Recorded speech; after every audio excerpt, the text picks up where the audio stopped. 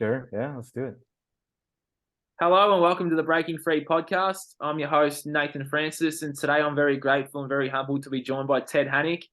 Ted's got many hats and has had many hats, but he's a self-sabotage coach. He's working on a documentary called Planet Mind Control, which we'll talk about at the end. I'm really looking forward to hearing about that too. Ted's had an awesome story. Just a little bit of a background. He's worked as an animator on The Simpsons. He has an Emmy Award. He's got a no coffee program now. He's got a water warrior program.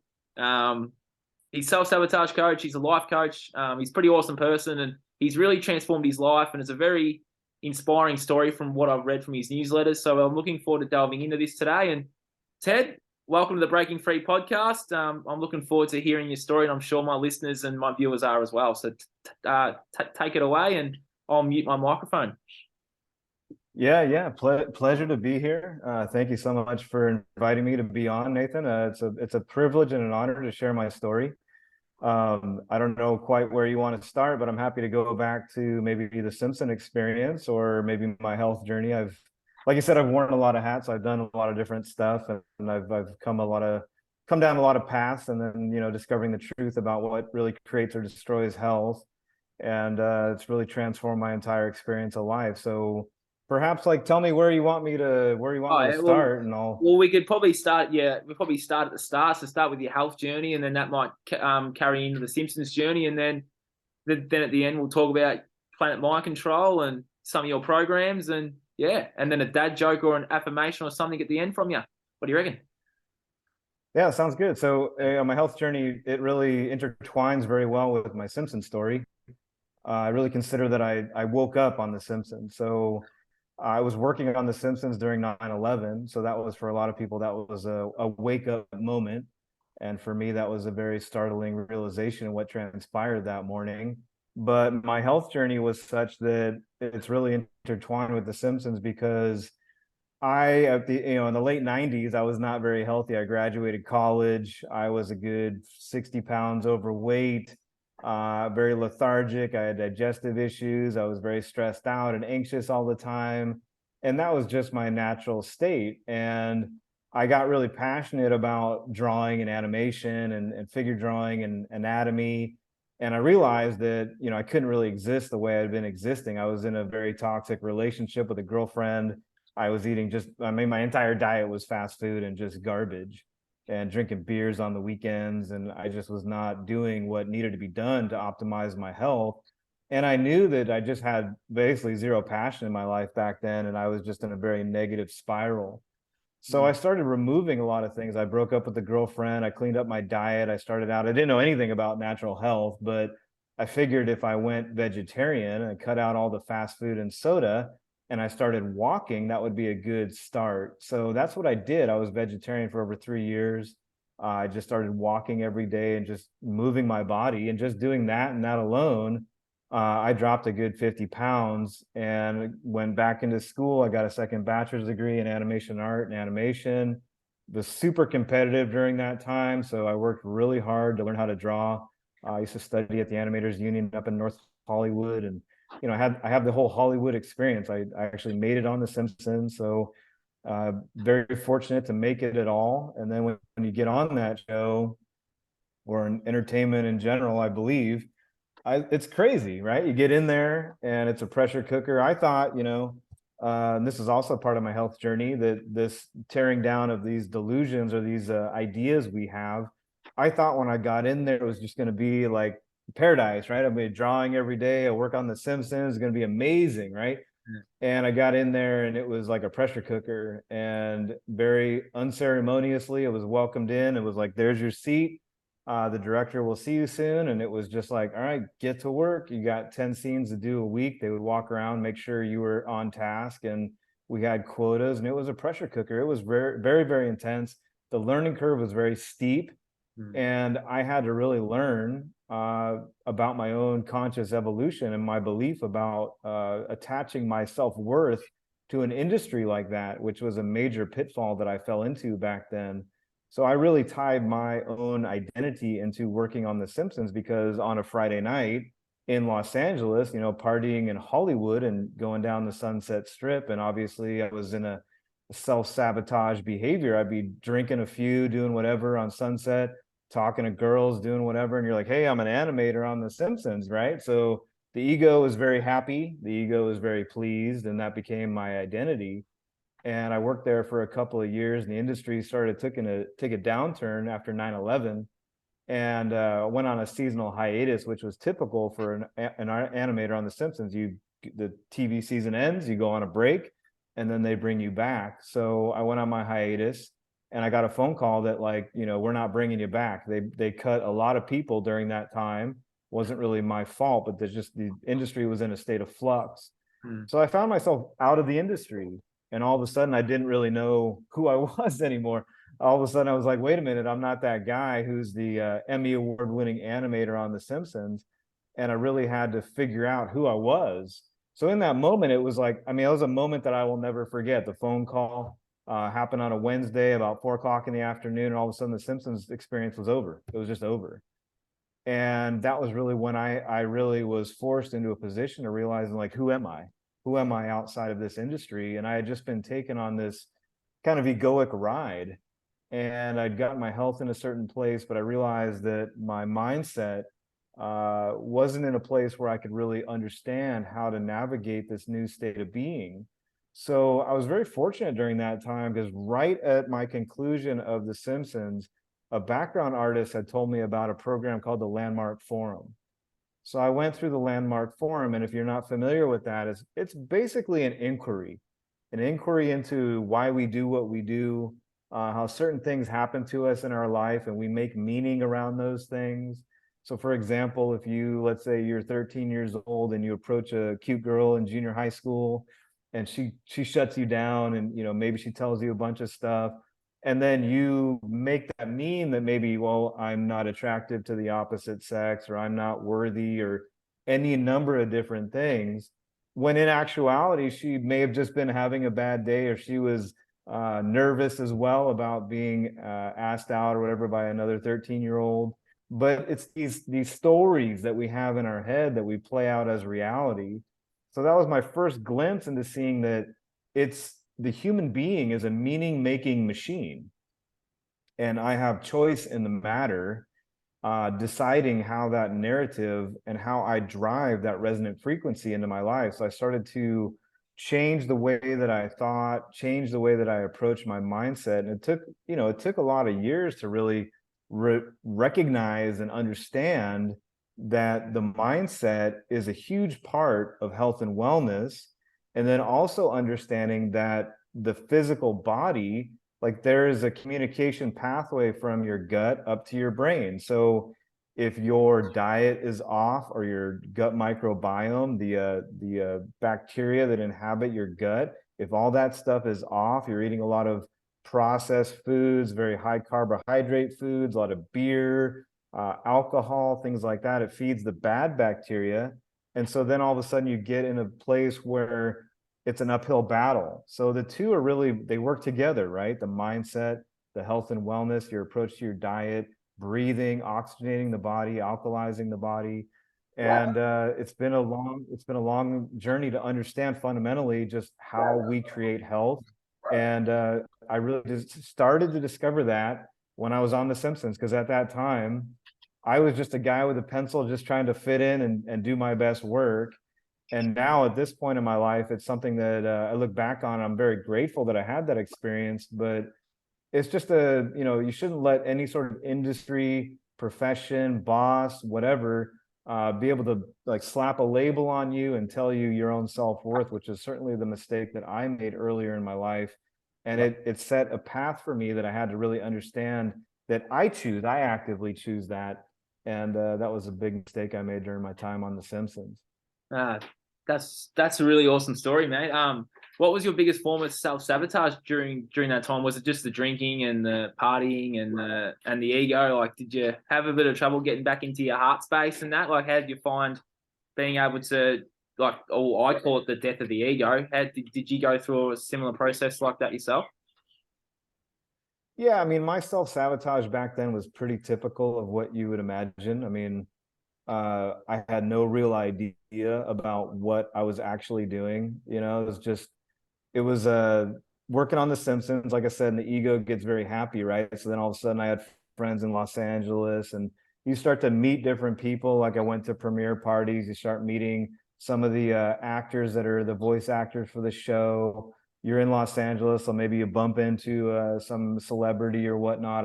I met Mark Hamill at a premiere party. I talked to him for about 20 minutes, and I was like, man, I'm gonna like. We were talking about animation and drawing, and his son was interested in animation, so I was like, man, I'll teach your son how to draw. I thought maybe I was going to be invited to Luke Skywalker's house for dinner. Um, so it just becomes like, this becomes like the norm, right? And I sat next to a girl that was my, on the show as well. And she was Fabian's daughter, which is probably, it's a singer from a previous generation, but he was like on the level practically of like an Elvis, but she was a celebrity that was working there, and she was, she didn't do much of anything but party and hang out. And on Friday night, it was like, let's go down the Sunset Strip and let's get drunk, let's smoke cigarettes, let's do any number of different things. So on one hand, I was working really hard and trying to prove myself in animation.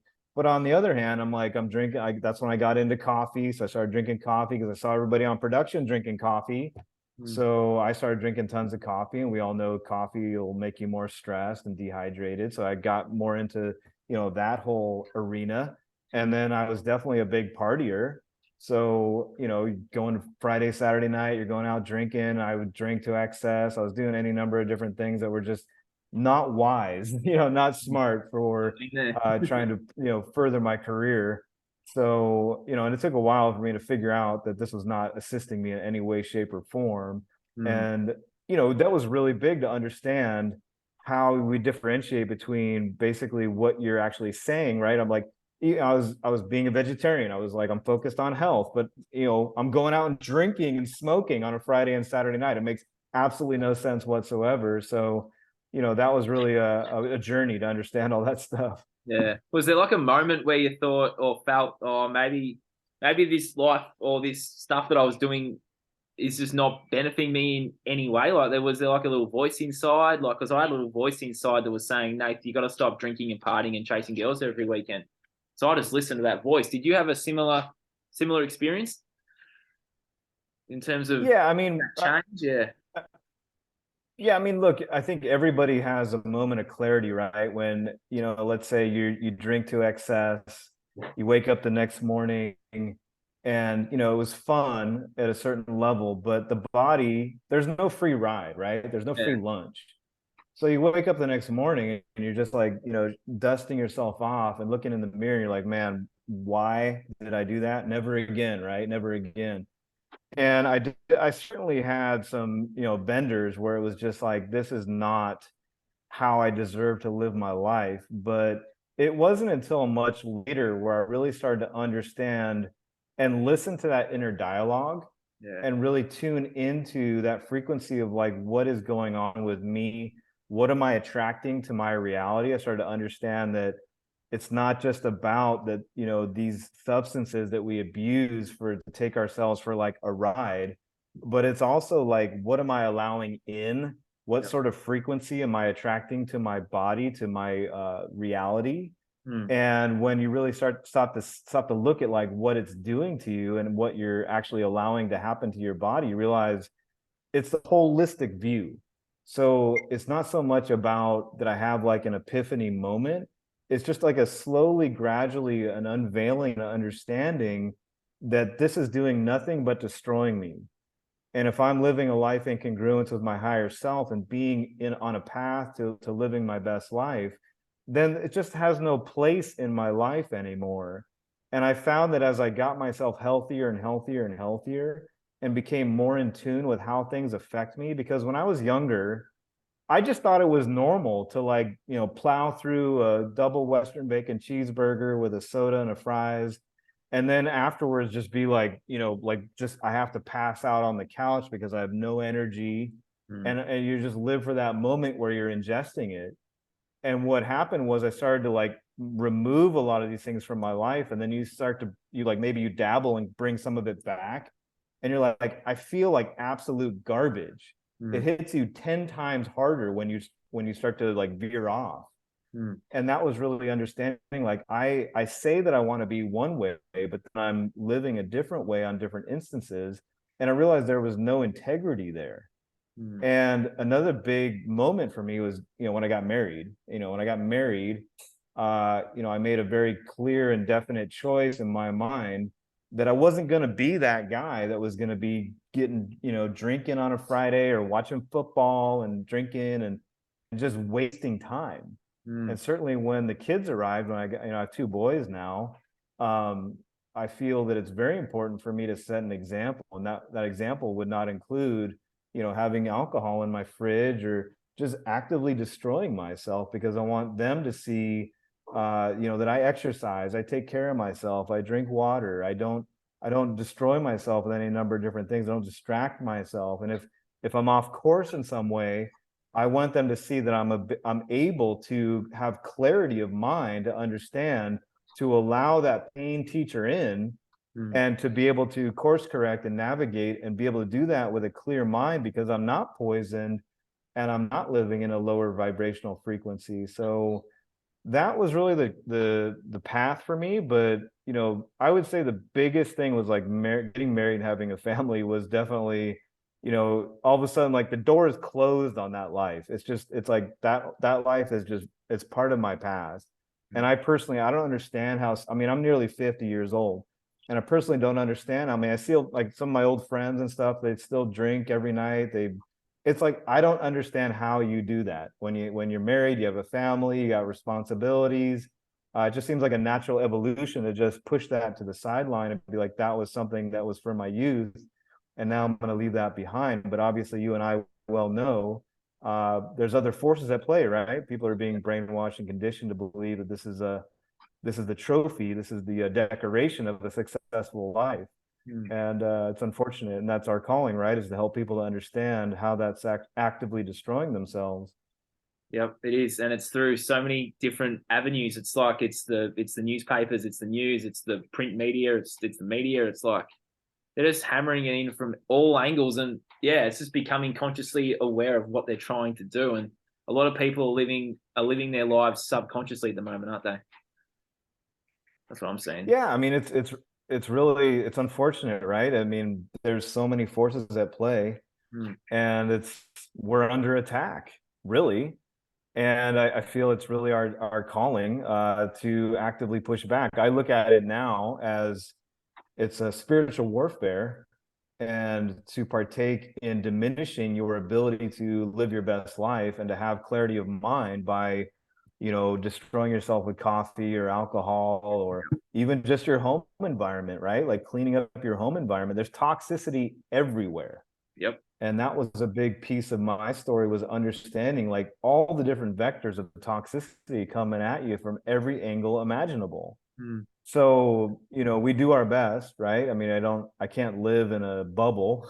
I still live in this world, but we do our best to mitigate exposures, and certainly you want to extract yourself from what most people are doing, because look at the results that most people are getting, Yeah. and look at what is happening out in the world. And it's really about, setting an example of what it means to be a strong leader. And a Mm. strong leader doesn't allow themselves to just use your human vessel as just a joyride, to destroy it. Mm. And that's certainly, I had my time as a self-saboteur, We all as did. I think a lot of us that are drawn to being coaches and helping other people. We have a story, right, where we were actively engaged in destroying ourselves. And I think a lot of us that turn to coaching and turn to understanding all this is, some of us are some of the best at self-sabotage. And I think that makes us really, really good coaches. So, like, I had my time, and now it's about how can I be the best that I can possibly be. And I know full well I still live in this world. Mm. So it's about, once you understand at a conscious level how the subconscious mind works, how they're actively engaging and diminishing us, Mm. then you can navigate it. But if you're just blindly following and you're blindly listening to what is being told to you from your environment, you're really working at a disadvantage. So it's really important. Like, I'm very fortunate. I got, Jason's right here. I get a chance to work with him and talk with him, and it's unique to be able to, and obviously with you and the other coaches, it's like we have a environment that we can speak to our best self, and that's really the beginning, right? That's the spark that starts to ignite the world, and that's the goal, Mm. is to share the message and share the message wide, that people, they have active choice, and that choice is right in front of them, and it's something that we can all navigate in a new way and start to just change the vibration of this world. Because look, I'm nearly 50, and I'll run this thing as long as I can and be as healthy and vibrant as I can, but I got young kids, and I want them to live in a world that doesn't look completely upside down and backwards at the same time. And from where I'm sitting, it looks like an insane asylum out there, and people don't even know what they don't know. So we got to inform them and educate them and open their eyes. Yeah, and it's just baby steps too. It's like, did you find that when you were making these changes, did you find that you couldn't make too many at one time? Because during my journey, I found out about alcohol and the things that I was doing, I just cut it all out, and I found it really hard making those big changes because the subconscious, once you're back in that herd, so I just cut everything, just went cold turkey on pretty much everything. Did you stagger yours, or did you do what I did and just cut everything out at once? Like, how'd you find that process? That Yeah, good for you, man. That's awesome. Yeah, it depends on like what we're talking about. Like for example, coffee. Yeah, So I'm very cut and dry. Like my wife would tell you, I'm a bit of a machine when it comes to my approach to health and wellness. So I was like super into coffee, about as into coffee as you could possibly imagine. I was taking coffee classes. I used to brew my own coffee. I would roast my own coffee. Like I did it all because I was very focused on it. yep, And then I started having some health issues around basically my coffee habit. And I just didn't feel well. I was stressed out all the time. And I started working with a naturopathic doctor, and she told me that the coffee had to go. yeah, And initially, that was just hard to hear. That was really hard to hear. But I removed it basically overnight. I was like, I have the ability to tell myself, look, why don't you remove it for, let's say, a month? It's like a micro agreement, right? Let me remove it for 2 weeks. Let me remove it for a month. And then all of a sudden, the month or the 2 weeks becomes like, well, I've gone this far. Why don't I go 3 months? Why don't I go 6 months? Why don't I go a year? And if yep, I really love it that much, I'll bring it back after 6 months or a year or whatnot. And I found with coffee, I mean, the first like week was absolute hell. It was miserable. I had a pounding headache. I was on the floor. I don't recommend, just if you're a big abuser of caffeine, I recommend you taper off of it. But I just was like, it's out of my life. But I haven't looked back since. It was like it started off as like, let me try 2 weeks or a month, and that was like 6 years ago. So once you experience life without these things, it's something that you at least can actively choose. yeah, And pretty much that's how everything has been for me. I got to a point, when I was like 27, 28 years old, I had run that course as long as I could. I had sustained myself on basically fast food, beer, giant burritos, you name it. It was going in my pie hole.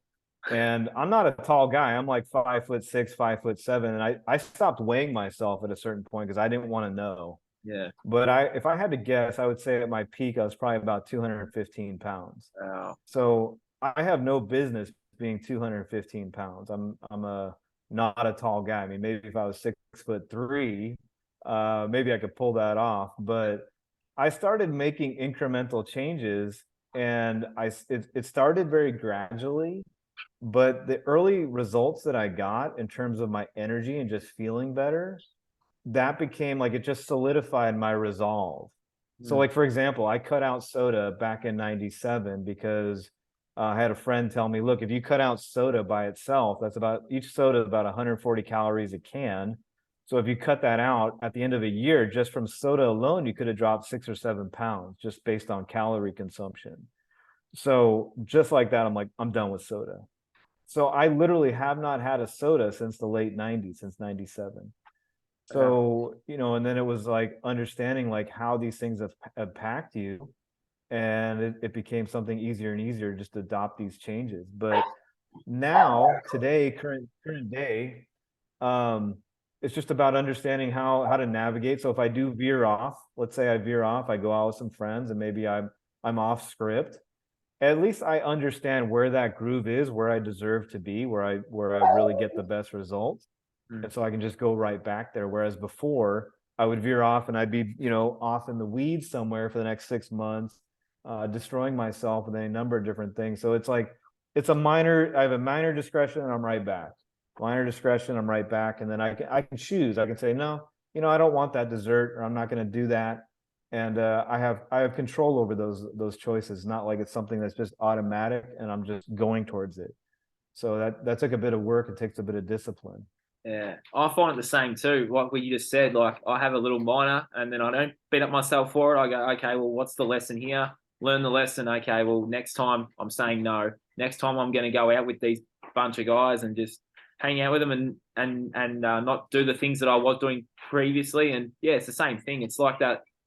You don't beat up on yourself, because when you feel that guilt and those emotions, it's like, yeah, you're going back to that state. It's like just progression, not perfection. Yeah, I'm resonating with what you're saying, because I'm currently, doing the same thing. Because I'm that age where you said you were before. I'm 28, so what you were saying before really resonated, really did. Yeah, well, I mean, good for you, man. You're way ahead of the game. I mean, at 28, 28, where was I? 28, 28. I was living I moved to Boston back then. I was living in a lot of stress and anxiety, and that's a big part of my story too. Is I think I still grapple with it at different points, even now. I have to be very conscious because I tend to be high energy. I tend to be I'm a doer, right? So if I'm not careful, I can get all caught up in just doing and not being. And so I think it's really important. Like I work with my own coach. My own coach is Jeffrey Combs. If you want to follow him, he's awesome. Yeah, I'm gonna. He's just an awesome guy. Very, very similar to Jason in a lot of ways. So Jeffrey talks about breathing and releasing and letting go. These addictions, right? Addictions to a state of being. So we can become addicted to these lower vibrational frequencies like overwhelm, stress, anxiety, shame. And so look at what's going on in the world the last few years. A lot of it is very shameful, right? It's pointing the finger, divide and conquer, right? It's like you're not adhering, you're not doing the right thing, or if you are doing what the narrative says, you're like applauded, you're a hero, right? So there's a lot of mind control going on, and a lot of people are living in this very lower vibrational frequency. And so if you get caught up in a lot of stress or whatnot, or just a lot of the to-dos of life, which I can get caught up in for sure. It's about just getting into your body, taking a breath, and realizing that all these things that we're doing are just it's all sort of futile, right? It's Yeah. I mean, we all deserve to just go outside, get some fresh air, get some sunshine, and just give gratitude for your life, right? That's Yes. really what's important. So I commend you, man, for Thank you. like you're 28 years old and you're well ahead of where I was at that age. Well, thanks for saying that. But expressing gratitude, I'd love it when you said that. And what does Jason say? He said it during my session as well, and I actually wrote it down as a quote. It's like, it's a program. It's not you. It's not who you really are. And you can be reprogrammed in a matter of 2 minutes if you watch that Max Major video, which I'll put in the notes down the bottom for those that are interested. It's like you can change very, very quickly once you're consciously aware. Yeah, I mean, that's what's so fascinating about what Jason so eloquently brings to the forefront. He explains it so clearly Yep. so that your conscious mind can just grab onto it and understand it. And then it's like, oh my gosh, what am I doing? Yep. And what am I allowing in? You can't deny what he teaches. It's like right in your face. So if Yep. you are able to uh take that in and really understand it, I mean, he's a master at what he does. Mm, And I think it's really important that that message gets out to everybody. I agree. And I'm doing everything I can to help him to get that message out to as many people as possible, because it's really unfortunate that I see a lot of people they don't know how their mind works. They don't know how they make meaning out of their environment. And it's unfortunate. And I see a lot of divisiveness, right? People are very much caught up in their egoic mind. very much like weighing and measuring and pointing the finger. And there's just suffering there. That's all just suffering in the ego. Yep. So it's really about releasing that and understanding, like, what drives behavior. And people have to do a lot of work, really. I mean, it's unfortunate, but I mean, for example, another one of my early influences was Dr. Robert Kusar. So if you look at Dr. Robert Kusar in Earther Academy, he talks a lot about the same things that Jason talks about, but from a different slant. And he talks about how there's so much toxicity and humans are so toxic that they're rife with parasites. And so what he says, which is very interesting, if you're eating the standard American diet, if you're drawn to a lot of sugar and carbohydrates and pastas and all of these things and beers, he's like, are you hungry or are they hungry? Yeah. And parasites can mind control you. They will drive you to have certain behaviors, to be drawn towards certain foods. And you really start to wonder, like, where do we live? What is this place? Right? We have these demonic creatures that inhabit our bodies. If you go to any grocery store, most of the food feeds parasites. And most people have no idea about detoxification. We're rife with heavy metals. People put heavy metals in their mouth in the form of mercury amalgam fillings. There's all kinds of heavy metals that are being put in your jabs and all that stuff. Yeah. And so what's really going on here? And then if you bring it up, if you shed a light on this, all of a sudden you're a Looney Tune, right? You're a conspiracy nut. And it's really interesting. It's fascinating what triggers people. Can't even have a conversation about these things without people, their feathers getting ruffled. But I know for me personally, I mean, I could study detoxification, proper supplementation and de-stress and detox. All these things are fascinating to me. I could study it the rest of my life, but most people have no clue about how to take care of this human vessel that they own. And unfortunately, once things break down, they look to the system to quote unquote fix them. And it's unfortunate that system has really no vested interest in them being healthy. So what's going on here? What's happening? Why can't people see it, right? Yeah, I disagree so much. They can't see it. Well, one, they're got full of parasites, full of mind control, and two, when you do bring it up, it's like you're breaking their belief system because they're comfortable being comfortable. This is how I see it. They're comfortable being comfortable, and if you're coming in saying, "Oh, you might want to look into these things. There's something fishy here," you say, "Well, there's aluminium in your jab, and there's also other stuff in it too." It's like you're breaking their belief system, so they're choosing not to hear it. Cognitive dissonance. They just shut down. I've actually spoken to people about this stuff, and I've seen them. I've seen someone yawn. That's cognitive dissonance. They don't want to hear it. Like I've said, you might want to look into that thing in your left arm. There's some really bad stuff in it. Aluminium and the what is it? The graphene oxide. Just started yawning. I'm like, whoa, okay. Yeah, it's pretty wild what's going on. And obviously if you follow what has been happening the last few years, it's really interesting to look at how this is all rolled out.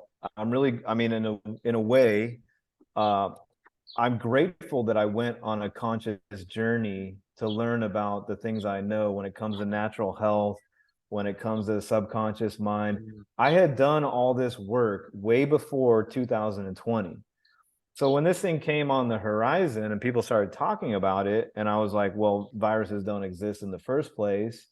Most people aren't prepared to hear that. And, when they start looking at like what they're doing to remedy the situation, it's like, they're putting down markers in the grocery store, walk this way, cover your face, and do all these different things. I'm like, this is insanity. This is the classic definition of insanity. This is insane. And it continues on, right? It's just a slower grind, but it's not like it's left us.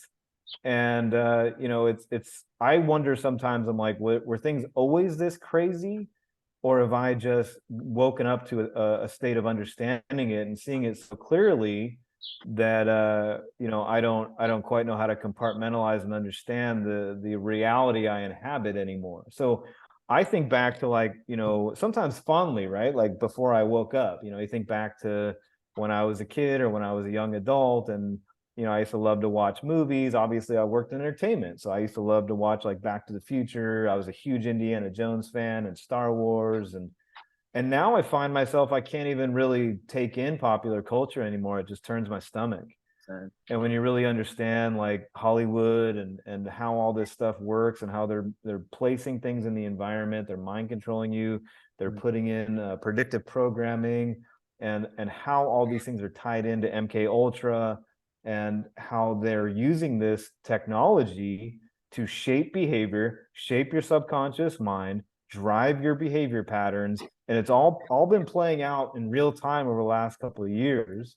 If you look at all the movies that have come out about contagion, well, first mm, of all, contagions never been proven to exist, so there's that.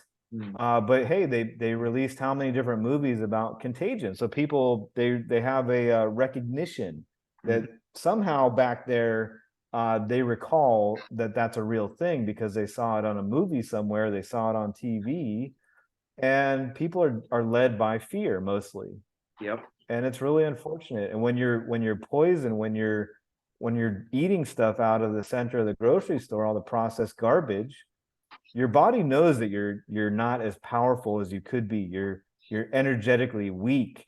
Mm. Most people, like, I'm big on hydration, big on water. Most people drink dead water, and then they eat dead food, and then they wonder why they have no ability, no connection to their higher consciousness, to their ability to manifest and create, to be able to connect and resonate at a higher frequency. They don't even know what they're capable of. And now I just look at people, we're like walking antennas, we're walking vibrational frequency. And unfortunately, most people are really robotic. Mm. Like Jeff Berwick calls them NPCs, non-player characters. Yeah. And I think that's really unfortunate. It's like It- we have to just, knock on the door there, rattle their cage a little bit. I mm, find that, like, like you shared, right? It's statements close people down. So I think it's really good when you're talking to people, just ask them good questions, yeah. plant the seed. Mm. Do you see that this makes no actual sense? Does it make any sense to cover up the place where you breathe? Does that Yeah. make any actual sense to do that? I mean, I see people here, it's, what are we, like 3 or 4 years into this thing? Mm. And people are here, it's 85, 90 degrees. They're in their car. They're in their car alone with the mask on. It's really, really startling to see in real time. It's amazing. It is. It's crazy. I only woke up at the start of 2020, but my journey was pretty quick and pretty swift. Like I got into Jason's content during 2020, and I was like, oh, okay. And then I started really getting into his content at the start of 2021, and I was like, all right, I got to make some changes here. And then the school opened up, and yeah, that was just yeah. He had him at home That's like an awesome. absolute freight train for me. Like everything he was saying about alcohol, the negative thoughts, the living your shitty life. And I'm like, oh my God, I'm doing all this. I labeled myself the king of it all, to be honest. I ticked every single box. The love life, the whole kit caboodle. So it's just interesting that how did you find Jason's content yourself? Did you see some of his posts? Did you perhaps meet him, or like how did that come about, you and Jason? And for those Yeah, that I don't know, mean, that's that's Jason awesome. Christoph. For those that don't know, that's Jason Christoph. Yeah, yeah. That's so cool. I love your story, man. That's awesome.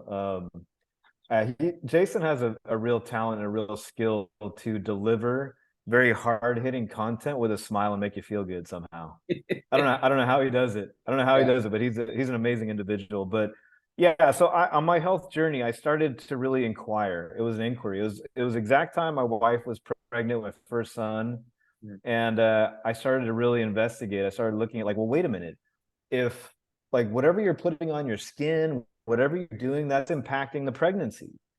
So I started to delve into all natural health because I was already working out. I was very focused on, being in the gym and being optimal.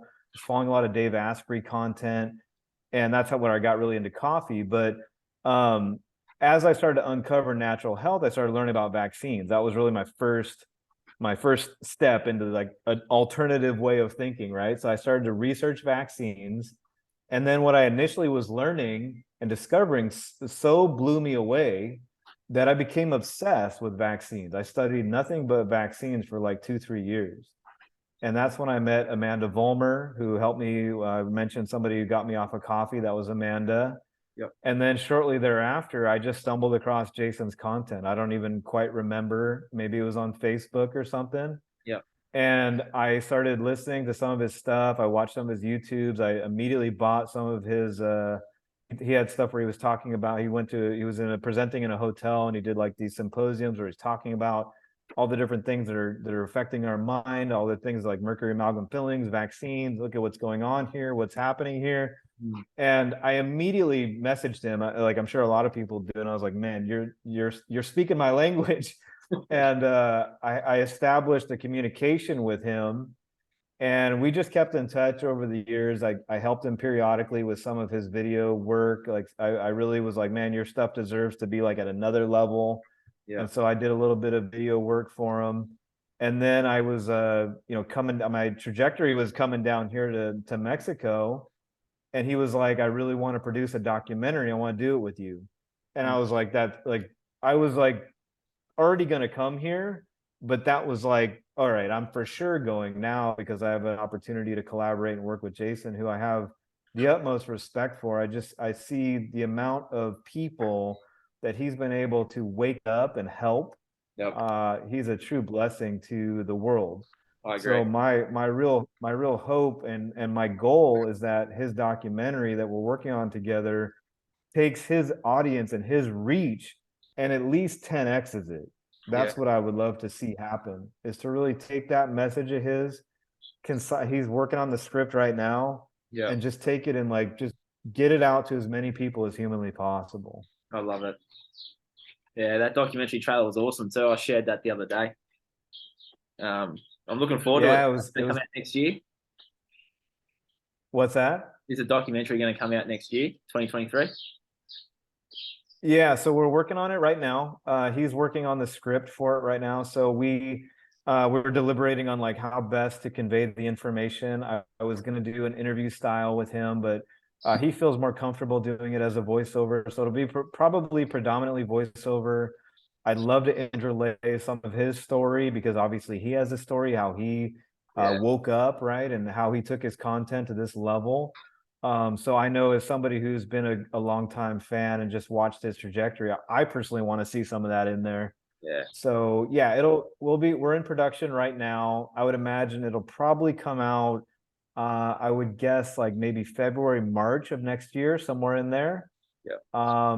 So definitely, if you want to subscribe to my newsletter, I'll keep everybody updated on how it's going, and I try to share different stuff from my health journey, things I think will help people.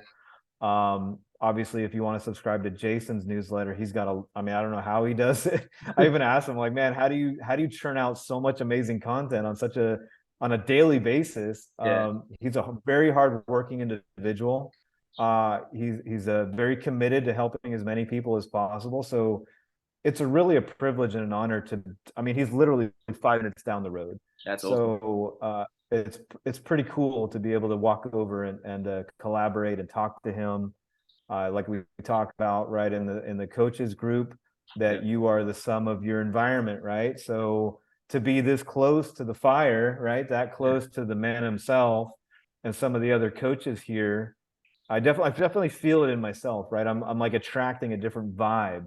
I'm feeling differently about the things I'm even working on myself, having to up my game because I'm hanging out with Jason and everything. And that's a great thing. I want to be challenged. I want to be in a place where, let me bring my A game to this environment. And that's why I came here. That's why I came to Mexico in the first place. So yeah, it's going to be pretty cool. It's coming soon. I'm looking forward to it. That was just so cool, then. It's like I'm doing the same stuff now. It's like changing my frequency, changing my vibration, attracting in people that are maybe a couple of steps ahead, just so I can just copy, mirror, and mimic them, so I can be better, so that my content's also better as well. Yeah. It's just, man. It's a rising tide raises all ships, right? So we we're all in this fight together. And like Jason has talked about in the past, it's like the morphic field, right? So if I change my vibration, if you change your vibration, if you start making different choices, I start making different choices, we start posting different content, Mm, it's like a butterfly effect, right? It affects everybody. yeah. Somebody picks up, like it's that 100 monkey effect, right? Somebody understands that somebody's doing something different, and they pick up on that and they start doing something different too. Mm. Oh, it's just awesome, isn't it? It's just awesome how it works. Like you're putting that frequency out there, so you're expecting that back. Like I say, the universe is like a mirror. It's mirroring back your reality. If you're putting love out there, well, you're getting love back. And it's like not only are we exercising and doing all these healthy things for ourselves, which is great, but we're also doing it for the rest of humanity as well. And that's the most powerful thing. Yeah, I mean, that's why I love what you're doing with the podcast. I see other coaches, I'm like, I'm so inspired by what everybody does in the group. It's so cool, Same. right? It's like Jason just takes and like he just dusts you off, pulls you up, and just says, "Hey, get out there and be awesome." And all Yeah. of a sudden, you're like, "Yeah, let's be awesome." It's really And I literally just for me. It was awesome.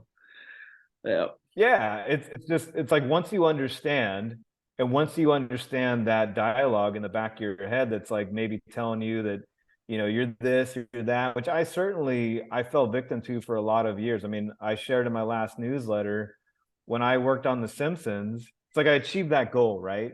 Yeah. And you would think that you're like, I'm here, I made it, and you're feeling very elated and grateful, which I did at first. Yeah. But then all of a sudden, it's like the environment was such a pressure cooker, and I was like so nervous and anxious. And so then you have this whole conversation in your head of like, maybe I'm a fraud. Yeah. Maybe I'm not good enough, and maybe I don't belong here. And then if you're not careful, you just exist in that sort of like lower vibrational energy, and you understand your environment. You start to attract that, right? All of a sudden, it's like, well, things start working in alignment with that belief pattern. So we have to just let that go and start to realize that we deserve to be healthy, we deserve to be abundant. You have a gift, we all have a gift. So it's really time to take your power back and start expressing that gift. I love it. And that's really like what I think Jason's so powerful at, is helping people to realize like, just go get it, go get after it every day. And I love that. I love that energy, and that's really what speaks to me. I speak the same language. I'm always working on something. I don't watch any television. I don't, like I moved into this apartment here, and the cable guy was like, "Hey, what channel do you want? It's all in Spanish or whatever." I'm like, that thing is going to be unplugged anyway. I don't even look at it. So, Yeah. I got way more important things to do with my time. Same here. And it's finding that time. It's like this system has robbed everyone of their time, right? Like everyone's working their 9 to 5, 9 to whatever job. And then they're coming home and doing those things that we've just been talking about. But it's robbed them of their time. It's like you have the time to flick on the Netflix, flick on the movie. It's like, well, how about realizing why and remembering why you're here, what your superpowers are, and go and chase that.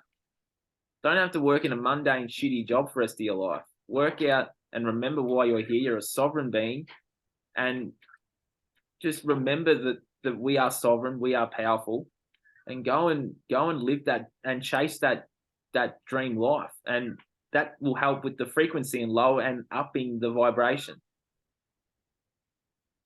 Amen, man. You said it perfectly. I mean, it's really about that's why, look, when we started off, I was talking about a bit of my health journey, right? So they're tied together. So if you're struggling, maybe you're listening to this and you're like, I'm struggling and I don't know where to start.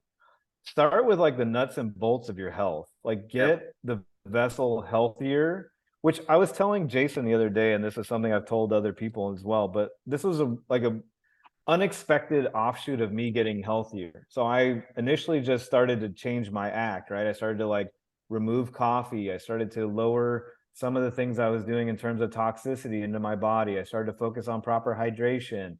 And all of a sudden, my stress response started to come down. And when my stress response came down, then all of a sudden I felt like, wait, I don't have to be frenetically stressed out all the time. And then I was able to start to think about like, okay, what about the things that I'm feeding my mind? What about my mindset? What about my connection to God? What about the messages that I'm receiving from God? Or what about how I meditate or listen to hypnosis, or whatever I'm doing to reframe my entire existence? Whereas before, when the vessel was such that it was a lot more polluted, I just didn't have the capacity. So I really tell people that are starting off, that are struggling, just focus on getting your health back. Focus on just keep it as simple as possible. Yeah, love that. And it can be, something that if you can at least set that action, set that intention and commit. And even if you do it for, like, let's say you commit to, like, I'm going to make this change for like 2 weeks, a week, 10 days. You certainly don't want to like white knuckle your goals. You don't want to be in like a forced relationship with your goals, but you just want to stand in your power and really manifest what your ideal life would be, and imagine it now. Imagine it exists right now. And what would that person, how would you behave if you already inhabited that reality? And it just, all of a sudden, you won't be as attracted to like the soda, the beer, the fast food. It just doesn't call to you. It doesn't have the same frequency. And that's really been my experience. And that's what I tell clients is, like, you just have to focus on how can you get your health to a different state. And then you can start to add in all these other things. And it just makes it a lot easier. Yeah. I love that. That's exactly how I did it too. Yeah. I got healthy first too, and then Jason came along, and then bang, I was away. It's just getting healthy. I love that. Such a powerful message. I'm going to make that a reel on Instagram, I reckon. Share it to the world. That was awesome. Yeah. I mean, it's look, I tell clients all the time, like, being healthy is not complicated. It's not but unfortunately, our modern world makes it really complicated. Yeah. So you have to understand how to navigate all these different assaults. It's like they're coming at you, like, and if you're not careful, they'll just hit you right in the face. And before you know it, you're like, I can't take it. I just, and if you're living in stress, like, stress will put you into fight or flight, obviously. And then that's going to make you adhere or cling more tightly to these like pleasure-based things, right? Like, okay, I'm really stressed out. I need a beer at the end of the night. I'm really stressed out. I want to have a Big Mac. I'm really stressed out, whatever. So you got to focus on the stress. You got to lower the stress, and then you have an opening to make a conscious choice. But it's really about understanding how the body operates. Like, even just breathing. Most people don't even understand how to properly breathe. And just, you can look at a guy like Wim Hof. Yeah, most people are breathing through their mouth. They're sleeping with their mouth wide open, which is a more sympathetic dominant or fight or flight response. So basically, just, you're not really meant to breathe through your mouth. You're meant to breathe through your nose. You're getting more nitric oxide. You're actually oxygenating your blood more effectively. So, what I've done over the last 5-6 years is I just tape my mouth shut when I sleep at night. And just make a conscious choice to breathe through your nose. Take a nice deep breath. Get the breath down in your belly. A lot of us breathe up in here. I mean, even here, I'm sitting at this chair, right? So I'm more apt, my organs are compressed. I'm more apt to breathe up in here, very shallow. So that's immediately more fight or flight, more stress response. We're living a very unnatural life. We're meant to be outside. We're meant to live in community. And unfortunately, we're all, we're looking at our devices, and we're all like this, like tunnel vision, right? Yes. So, it's about connecting with one another, get outside, and keep it as simple as possible. It's not complicated. It's just our world makes it challenging for sure. No, it does. And it's been designed that way on purpose too, which you'll probably cover in Planet Mind Control. Yeah. That's right. I was just going to say, just to wrap things up, I often ask my guests if all of that resonated with them, which was such an awesome chat. Ted, thanks for coming on again. But I often ask my guests at the end if there's one takeaway that you would like my listeners and the viewers to take away. What would be your message for those people that are like, oh, gee, I'm stuck? And I guess you've already said it. It's getting healthy first. But is there anything else on that as well for someone that's actually struggling out there? Yeah, I think the one thing to focus on, I think what really moved the needle for me was detoxification. Yeah. Detox. So what most people don't understand is that we live in a toxic world, and your body does a fantastic job of holding on to toxins. So if you have a lot of excess fat, the body, what it does, it just walls off all that toxicity and throws it into your fat cells. And so that has a cost, like a metabolic cost. And most people have no idea about detox. So I run clients through a functional medicine detox. You can do a 7, 14, or 21 day. There's a guy, Josh Mason, the detox dude, and his story is fascinating. He had heavy metal, he had mercury fillings in his mouth, and he had all kinds of heavy metal toxicity. And he's become an expert at detox. Mm. And detox is a huge area of study. And if you can get yourself in a position where you can go through a functional medicine detox, you can learn about heavy metal detox, learn about like removing all the toxicity, removing all the parasitical infections that most people have. I mean, this is an area of study that I would love to just delve way deeper into. And I think most people have no clue how much toxicity, like think of a fish tank, right? If you had a filthy fish tank, how much clarity of thought do you think you would have in that fish tank or in those fish? How healthy do you think they would be? Well, most people are walking around, we're like big energetic water bags. And so if you're toxic, it makes sense that you're not going to attract certain things. You're not going to have clarity of thought. You're not going to have peaceful and loving thoughts. You're going to have a lot of negative vibration based upon the toxicity of your body.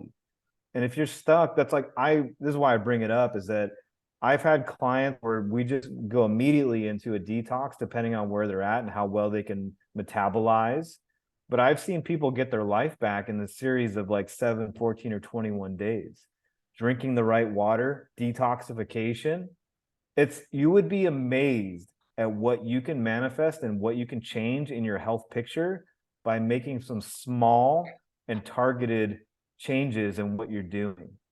And it's really not that complicated. And if anybody listening to this, if you want some guidance, you want some information, I mean, I can put something in an email, just like bullet points, that if you did them within a month, I guarantee they change your life, 100%. Agreed. Love it. I want to put your stuff down the bottom so people can actually do that. Yeah, definitely reach out to Ted and reach out to me too, because I have programs as well that can help. So it's all about asking for help too, isn't it, Ted? Help is okay. It's okay to ask for help.